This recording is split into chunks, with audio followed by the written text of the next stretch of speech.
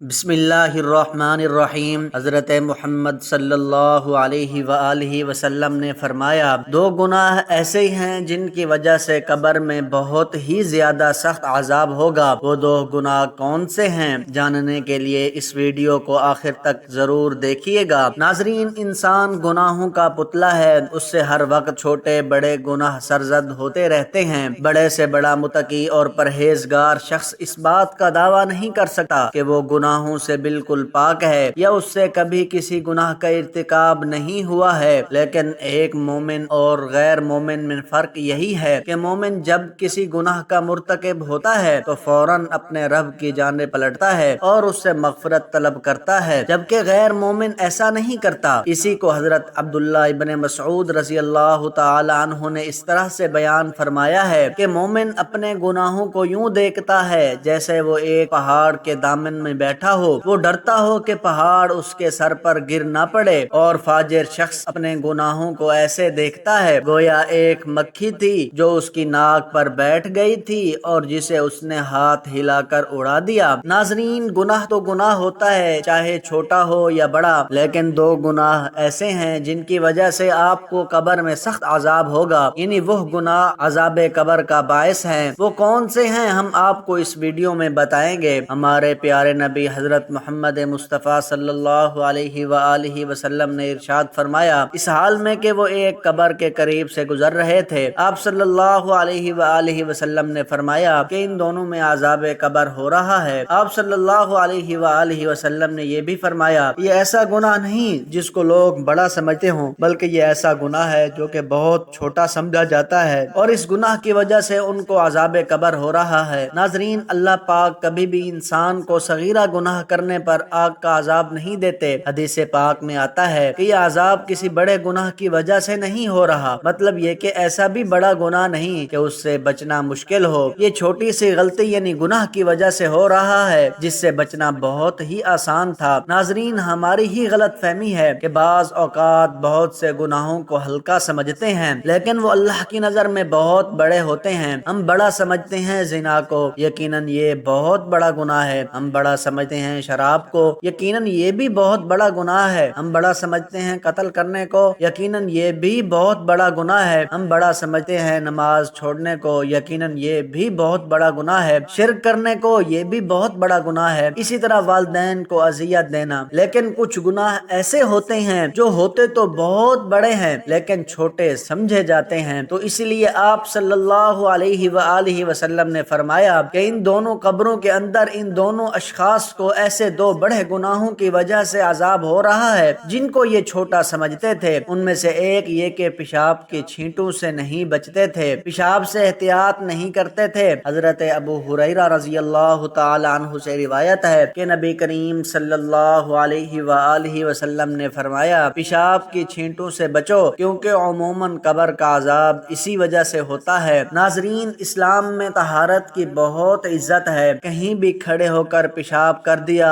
اور چھینٹیں پڑ رہی ہیں اور آپ کو کوئی فکر ہی نہیں ہے تو ایسا ہرگز نہیں کرنا چاہیے۔ اس بات کو یاد رکھیں کہ جب بھی پیشاب کریں تو فوراً اٹھ کھڑے نہ ہوں بلکہ تادیر صبر کر کے تاکہ چھینٹیں مکمل طور پر ختم ہو جائیں، اور پھر ٹیشو پیپر وغیرہ کا استعمال کرے، پھر پانی سے استنجا کرے اور اٹھے۔ اس عمل کو احادیث میں بھی سراہا گیا ہے۔ حضرت انس بن مالک رضی اللہ تعالی عنہ سے روایت ہے، وہ بیان کرتے ہیں کہ جب یہ آیت کریمہ فیہ رجال یحبون ان یتطہروا واللہ یحب المطہرین اتری، آیت مبارکہ کا ترجمہ یہ ہے کہ اس میں کچھ لوگ ہیں جو پاکی کو پسند کرتے ہیں اور اللہ پاکی اختیار کرنے والوں کو پسند کرتا ہے۔ جب یہ آیت اتری تو رسول خدا صلی اللہ علیہ وآلہ وسلم نے فرمایا، اے انصار کی جماعت، اللہ تعالیٰ نے طہارت کے بارے میں تمہاری تعریف کی ہے، تو وہ تمہاری کیسی طہارت ہے؟ ان لوگوں نے کہا، ہماری طہارت یہ ہے کہ ہم لوگ نماز کے لیے وضو کرتے ہیں اور جنابت ہونے سے غسل کرتے ہیں اور پانی سے استنجا کرتے ہیں۔ آپ صلی اللہ علیہ وآلہ وسلم نے فرمایا، اللہ تعالیٰ کی پسندیدگی کا یہی سبب ہے، لہٰذا تم لوگ اس طہارت پر کار بند رہو۔ یعنی انصار کے پانی سے استنجا کرنے سے ہی ان کی تعریف کی گئی ہے۔ معلوم ہوا کہ پیشاب کرنے کے بعد پانی سے استنجا کرنا افضل و مستحب ہے۔ حضرت زین العابدین کا نام تو آپ لوگوں نے سنا ہوگا، وہ بہت بڑے بزرگ گزرے ہیں، وہ کیا کرتے تھے کہ حضرت حسین رضی اللہ تعالیٰ عنہ جب کربلا میں شہید ہوئے تو ان کی نورینہ اولاد میں سے صرف وہی بچے تھے، تو وہ احتیاط کی وجہ سے کہ جب انہوں نے پیشاب کے بارے میں حدیثیں سنی تو وہ ایک بوتل رکھتے تھے اور جب بھی پیشاب کیا کرتے اس بوتل کے اندر کیا کرتے تھے تاکہ چھینٹیں نہ پڑیں، اور پھر لوگوں نے ان کو منع کیا اور پھر انہوں نے خود یہی عمل چھوڑ دیا۔ دوسری قبر میں جو شخص دفن تھا اس کے بارے میں آپ صلی اللہ علیہ وآلہ وسلم نے فرمایا کہ یہ شخص چغلی کیا کرتا تھا، ادھر کی بات کو ادھر کہہ دینا اور ادھر کی بات کو ادھر کہہ دینا، اس پر اسے عذاب قبر ہو رہا ہے۔ اس سے پتہ چلتا ہے کہ جب لوگ چغلی کرتے ہیں تو یہ صغیرہ گناہ کے مرتکب نہیں بلکہ یہ ایک عظیم گناہ کے مرتکب ہوتے ہیں۔ ہمارے ہاں زنا کو تو برا سمجھا جاتا ہے، شراب کو بھی برا سمجھا جاتا ہے، لیکن چغل خوری کو کوئی کچھ بھی نہیں سمجھتا۔ یہ چغل خور ایسی لڑائیاں کرواتا ہے کہ آپس میں محبتوں کو نفرت میں تبدیل کر دیتا ہے، ورکرز کو اپنے باس سے لڑوا دیتا ہے، بھائی کو بھائی سے لڑوا دیتا ہے، شوہر کو بیوی سے اور بیوی کو شوہر سے لڑوا دے گا۔ یہ سب مسائل اسی چغل خوری کی وجہ سے پیدا ہو رہے ہیں۔ اس سے سخت مذمت اور کیا ہوگی کہ نبی پاک صلی اللہ علیہ وآلہ وسلم نے فرمایا لا يدخل الجنت قطات، یعنی چغل خور جنت میں نہیں جائے گا۔ صحیح بخاری میں مکمل حدیث کچھ اس طرح سے آئی ہے۔ ابن عباس رضی اللہ تعالی عنہما سے روایت ہے کہ آپ صلی اللہ علیہ وآلہ وسلم ایک دفعہ مدینہ یا مکہ کے ایک باغ میں تشریف لے گئے۔ وہاں آپ صلی اللہ علیہ وسلم نے دو شخصوں کی آواز سنی جنہیں ان کی قبروں میں عذاب کیا جا رہا تھا۔ آپ صلی اللہ علیہ وآلہ وسلم نے فرمایا کہ ان پر عذاب ہو رہا ہے اور کسی بہت بڑے گناہ کی وجہ سے نہیں۔ پھر آپ صلی اللہ علیہ وآلہ وسلم نے فرمایا کہ بات یہ ہے کہ ایک شخص ان میں سے پیشاب کے چھینٹوں سے بچنے کا اہتمام نہیں کرتا تھا اور دوسرا شخص چغل خوری کیا کرتا تھا۔ پھر آپ نے کھجور کی ایک ٹہنی منگوائی اور اس کو توڑ کر دو ٹکڑے کیے اور ان میں سے ایک ایک ٹکڑا ہر ایک کی قبر پر رکھ دیا۔ لوگوں نے آپ صلی اللہ علیہ وآلہ وسلم سے پوچھا کہ یا رسول اللہ یہ آپ نے کیوں کیا؟ تو آپ صلی اللہ علیہ وآلہ وسلم نے فرمایا اس لیے کہ جب تک یہ ٹہنیاں خشک نہ ہوں گی شاید اس وقت تک ان پر عذاب کم ہو جائے۔ اللہ تعالیٰ سے دعا ہے کہ اللہ پاک ہمیں قبر کے عذاب سے بچائے رکھے، آمین